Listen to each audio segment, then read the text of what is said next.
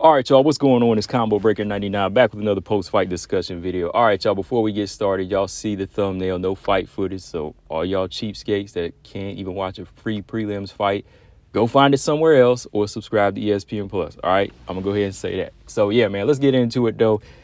Montana De La Rosa versus J.J. Aldrich. Like I said, this fight was a fight where both fighters were going to have to dig down deep and go after it, show up and show out. Look, shout out to Montana. I believe she tried. I believe she really did try, but she just couldn't get to that level because J.J. Aldrich knows her. You know, these two fighters, they trained before in the past, and it stuck to J.J. You know, J.J. has been working on her takedown defense. You know, she's been working on her wrestling as well.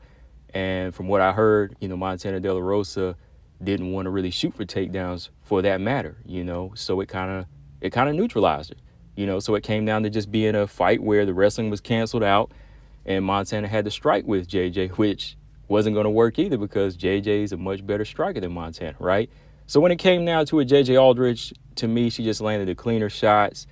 You know, she just did the better overall effective work. The numbers look close, but like DC said too, the numbers may look close, but when it comes down to significant strikes and the better exchanges and who was getting the better work in, it was all JJ Aldrich. So 30-27 I thought was a fair score. I might have to do a video on this one because shout out to my man BJ. He wasn't understanding what I meant when it comes down to 30-27 versus being dominant. All right. Just because you get a 30-27 doesn't mean that the fight was dominant. All right. Like JJ Aldrich didn't like dominate Montana, but she did enough to win every round.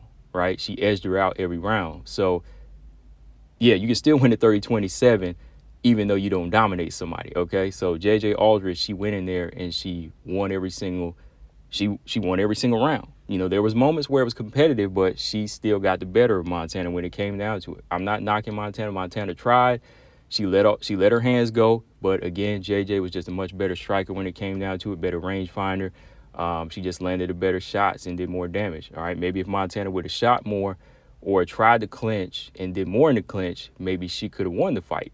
All right, maybe she should have been, you know, perfecting her wrestling game because she is known as the better wrestler anyway, you know. So I would have tried that instead. You know, Carla Esparza, she never lets anybody cancel her wrestling out, you know, unless you're Wei Lee. But she will at least still try to shoot. You know, if she knows that's what she has, she'll shoot for it, all right? But real quick, let's go back and look at the fight. Yeah, the first round, I thought Aldrich, to me, looked like she already knew the game plan of De La Rosa. You know, she approached the fight pretty comfortable, like she already knew what Montana was going to offer. I will say I like how Montana started letting her hands go. She did let off a right hand and landed on Aldrich early. But I thought that, you know, the right jab was effective. The right jab of J.J. Aldrich is effective. Montana, she was trying her best to use lateral movement. She was measuring with her jab to connect more right hands, which was good. But the chess match overall favored J.J. Aldrich. You know, the first clinch, Montana tried to land a couple shots. I saw that. But J.J., she forced the fight in the clinch. So, like, she wanted it there. She pressed it. She actually was holding a body lock, and Montana was trying her best to get out of it. So as they tried to break, Montana got hit by a big elbow. You know, she got hit by a big elbow by J.J. Aldrich. Then Aldrich went back to setting up the, you know, the striking clinic, you know, just landing the better left hands.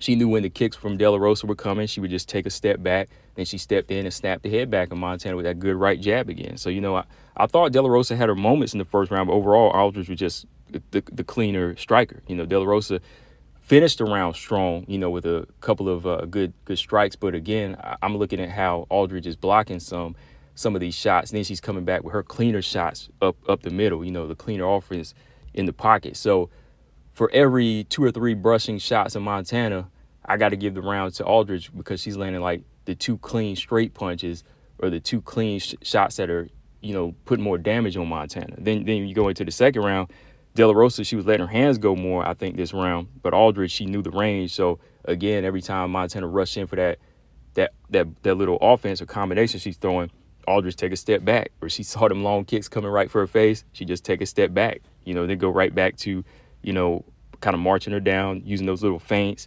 and making Montana react to everything. The second round was a closer round. But, again, Aldrich, you know, I think that, you know, she was technically sharper, you know, landing those straight left hands, you know, just popping De La Rosa in the face with those straight left hands and jabs.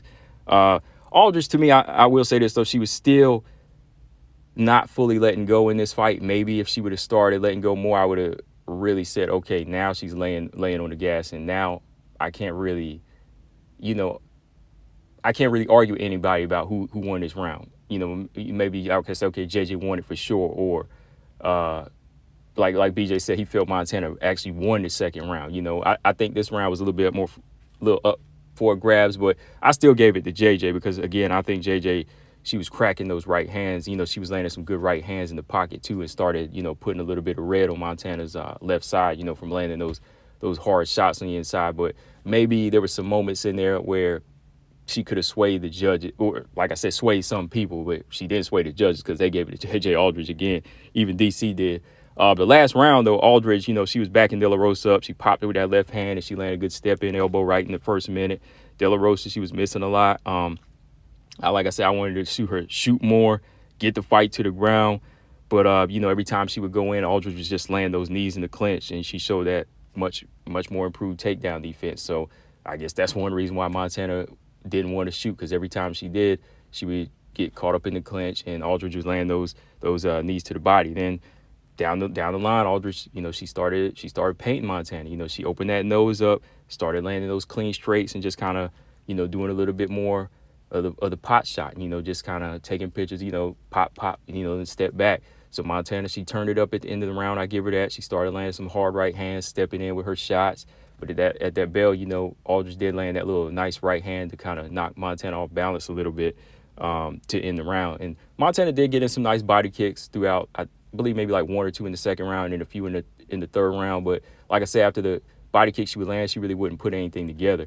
And she did land like one good head kick. Like she would throw a good right head kick, come down and land the right hand. That was like an interesting combination she came up with, but she still really couldn't get the full respect of Aldrich in this fight. So, yeah, I had it 30-27 from Aldrich on the second go-round when I watched it. But, yeah, Aldrich, technically sharper. That's why I picked her in this fight.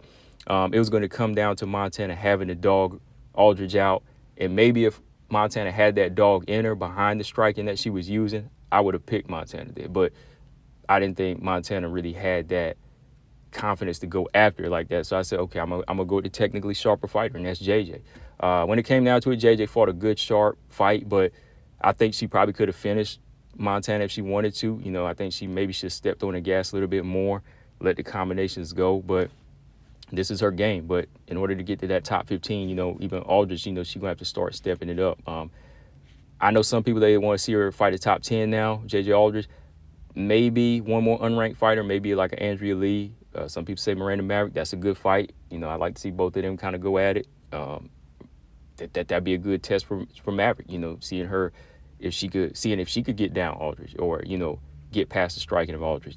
That'd be a good fight. You know, as for Montana, I don't know, man. Like, this is her third loss in a row. Macy, Tatiana Suarez, and now Aldrich. You know, she's been beaten several different ways by top fighters. You know, so really, I don't know if the UFC will keep her around.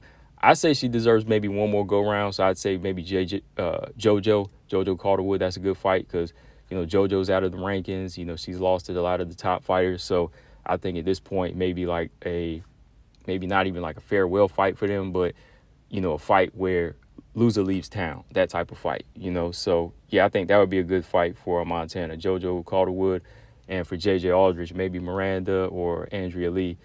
But if they give her a top 15, maybe Tracy Cortez. That'd be an interesting fight. But yeah, guys, let me know in the comment section what y'all think. Like I said, maybe I'll do a separate video or breaking down a 30-27 versus just like a pure dominant victory that is a 30-27 as well. I mean, most of y'all know what I mean, though. Like, you can still win a 30-27 but have a tough fight. I mean, you can have a tough fight, but it still be a 30-27. You know what I mean? Like, you can go in there and fight tooth and nail, come out with bruises, just like Amanda Nunes. That's the perfect example. It was a 50-45, but it's the perfect example of like a 30-27. You know, Amanda Nunes came out looking like she was in there, like she'd been in a fight with a bear, but she won every single round, right? So that's what it is, you know. Same deal with JJ Aldrich. Like, JJ didn't go in there and get mauled, but she won a competitive 30-27. That's what it is, guys. But let me know in the comment section what y'all think. What's next for both fighters? Combo Breaker 99. I'm out. Subscribe. Peace.